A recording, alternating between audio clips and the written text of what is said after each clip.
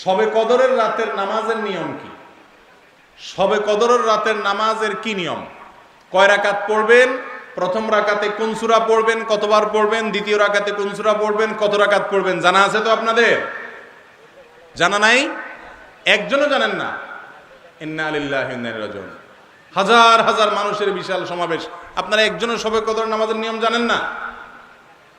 এটা তো খুব খারাপ কথা ভাই, নিয়ম তো জানতে হবে। আচ্ছা আমি বলে দিচ্ছি, শবে কদরের নামাজের নিয়ম হলো অন্য যে কোনো নামাজ যেভাবে পড়েন শবে কদরের নামাজও একইভাবে পড়বেন। এই হলো শবে কদরের নামাজের নিয়ম।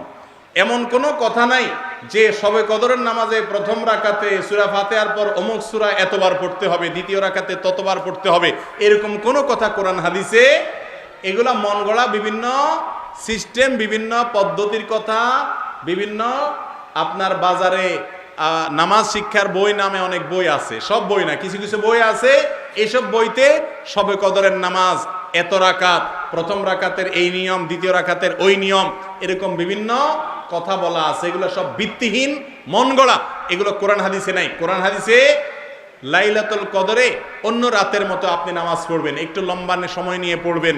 যে কোনো রাতের নামাজ, তাহাজ্জুদের নামাজ লম্বা সময় নিয়ে পড়তে হয়, দীর্ঘ রাকাত, দীর্ঘ রুকু, দীর্ঘ সিজদা, আস্তে আস্তে তেলাওয়াত, আস্তে আস্তে তাসবিহ এবং সময় নিয়ে পড়বেন।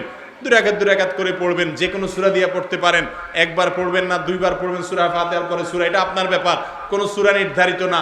আপনি লাইলাতুল কদরের একটা জিনিস নির্ধারিত, সেটা হলো একটা দোয়া হাদিসে বর্ণিত হয়েছে, আম্মা জানা আয়েশা রাদিয়াল্লাহু তাআলা আনহাকে নবী করিম সাল্লাল্লাহু আলাইহি সাল্লাম শিক্ষা দিয়েছেন, তুমি যদি লাইলাতুল কদর পাও তাহলে দোয়া করবা। কি দোয়া?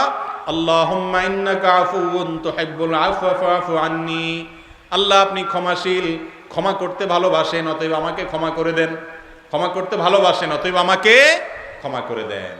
এই দোয়া পড়বেন লাইলাতুল কদরে। এছাড়া আল্লাহর কাছে যে কোনো দোয়া করবেন, দুই রাকাত করে নামাজ যতটুকু পারেন তৌফিকুল্লাহ পড়বেন।